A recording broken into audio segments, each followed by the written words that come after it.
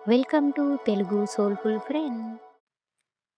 ఫోన్ల గోల, టీవీల చప్పుడు లేని లోకంలో ప్రకృతి ఒడిలో మనస్సును హత్తుకునే ఒక స్వచ్ఛమైన అనుబంధాల ప్రేమ కథ. తెల్లవారుజామున 5 గంటలు అయ్యింది. కోడి కూత పల్లెటూరిని నిద్రలేపుతోంది. పక్షుల కిలకిలారావాల మధ్య ఒక చిన్న ఇల్లు. ఆ ఇంట్లో ఆ గృహిణి నిద్రలేచి తన ఇంటి గుమ్మం ముందు చీపురుతో ఊడ్చి కల్లాపు చల్లింది. ముగ్గు పెడుతోంది. ఆ ముగ్గు వేస్తున్నప్పుడు వచ్చే సున్నపు పిండి చప్పుడు తప్ప మరే శబ్దం అక్కడ వినబడదు. తరువాత చక్కగా తలంటు స్నానం చేసి ఇంట్లో ఉన్న చిన్న గదిలో దేవుడికి పూజ చేస్తోంది. అంతలోపల భర్త లేచి తను కూడా తలస్నానం చేసి పూజ దగ్గరికి వచ్చి దేవుడికి మనస్ఫూర్తిగా నమస్కారం చేసి హారతి కళ్ళకు అద్దుకొని దేవుడి ప్రసాదం తీసుకొని తిన్నాడు. బయటకు వచ్చి పెరట్లో ఉన్న తన ఆవుకి మేత వేసి నీళ్లు పెట్టి చిన్న పాత్రలో పాలు పితికి తన భార్యకి ఇచ్చాడు. తన నాగలిని ఎడ్లను సిద్ధం చేసుకుంటూ ఉన్నాడు.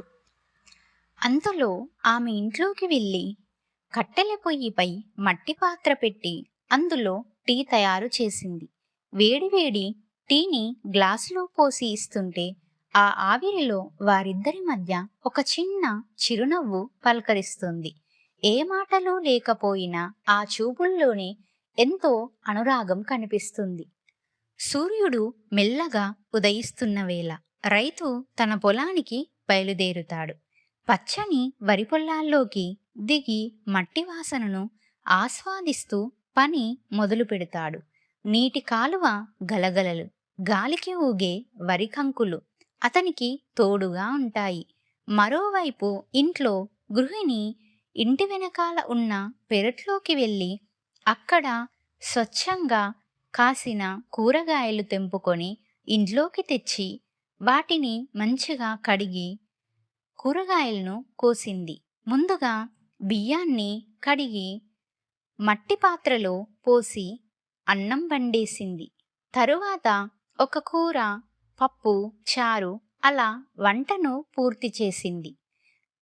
వాళ్ళకి 2 పిల్లలు, ఒక అమ్మాయి, ఒక అబ్బాయి. వాళ్ళు నిద్రలేచి టీవీల కోసం వెతకకుండా నేరుగా పెరట్లోకి వెళ్ళి వాళ్ళ మొహాన్ని కడుక్కొని అమ్మ ఇచ్చే తాజా పాలను తాగారు. ఆ ఇంట్లో నిశ్శబ్దం లేదు. కేవలం ప్రకృతి సిద్ధంగా ఉన్న సంగీతం మాత్రమే ఉంది. ఇక మధ్యాహ్నం వేళ గృహిణి ఒక బుట్టలో అన్నం, కూర సర్దుకొని పొలానికి వెళ్తుంది. చెట్టు నీడన తన భర్తతో కలిసి భోజనం చేస్తుంది. ఆ సమయంలో వారు మాట్లాడుకునేది ఆకాశం గురించి, వర్షం గురించి, పచ్చని పంట గురించి మాత్రమే. ఎటువంటి ఫోన్ కాల్స్ వారిని డిస్టర్బ్ చేయవు. భోజనం అయ్యాక ఆ రైతు కాసేపు చెట్టు నీడన కునుకు తీస్తూ ఉంటే అతని భార్య పక్కనే కూర్చొని ప్రశాంతమైన గాలిని అనుభవిస్తూ ఉంది. లోకం ఎంత వేగంగా పరిగెత్తుతూ ఉన్నా వారి దగ్గర మాత్రం కాలం కాసేపు ఆగిపోయినట్లు అనిపిస్తుంది. సాయంత్రం అవుతూ ఉండగా భర్త పొలం నుండి ఇంటికి వస్తాడు. ఇప్పుడు అసలైన సందడి మొదలవుతుంది. ఇంటి వెనక ఉన్న కూరగాయలు మరియు పూల తోటలోకి కుటుంబమంతా వెళ్తారు. ఒకవైపు భర్త పాదులు తీస్తూ ఉంటే భార్య తాజా కూరగాయలను తెంపుతూ ఉంటుంది. వాళ్ళ పిల్లలు 2 చిన్న చిన్న బిందెలతో మొక్కలకు నీళ్లు పోస్తూ అల్లరి చేస్తూ ఉంటారు. నాన్న, ఈ టమాటా ఎంత బాగుందో చూడు. అమ్మా, ఈ గులాబీ పువ్వు ఎలా వికసించింది అంటూ ఆ పిల్లలు చేసే కేరింతలు, అల్లరి ఆ తోటలో ప్రతిధ్వనిస్తూ ఉన్నాయి. ఆ పూల సువాసనలు, తడిమట్టి వాసన వారి అలసటను చిటికలో దూరం చేస్తాయి. అంతలో సూర్యాస్తమయం అయ్యాక ఇంట్లో నూనె దీపం వెలుగుతుంది. రాత్రి భోజనం ఆరుబయట వెన్నెల్లో కూర్చొని తింటారు. పిల్లలు అడిగే కథలకు తండ్రి సమాధానాలు చెబుతూ ఉంటే తల్లి ప్రేమగా భోజనాన్ని వడ్డిస్తుంది. రాత్రి 8 గంటలకే ఆ చిన్న ప్రపంచం చీకటిని అలుముకుంటూ ఉంది. గడియారం టిక్ టిక్ శబ్దం కూడా వినపడేంత నిశ్శబ్దం. ఫోన్లలో స్క్రీన్ టైం లేదు. కేవలం కంటికి నిండుగా నిద్ర మాత్రమే. చల్లని గాలిలో కుటుంబం అంతా ఒకరినొకరు తోడుగా ప్రశాంతమైన మనసుతో నిద్రలోకి జారుకుంటారు. ఇదే కదా నిజమైన స్వర్గం.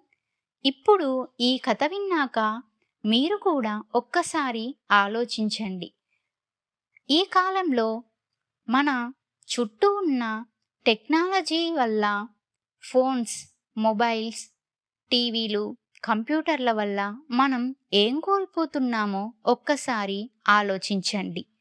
ఈ వీడియో మీకు నచ్చినట్లయితే లైక్ చేసి మీ ఫ్రెండ్స్తో షేర్ చేసుకోండి. ఇలాంటి మరిన్ని మంచి కథల కోసం తెలుగు సోల్ఫుల్ ఫ్రెండ్ ఛానల్ని సబ్స్క్రైబ్ చేసుకోవడం మర్చిపోవద్దు. Thank you.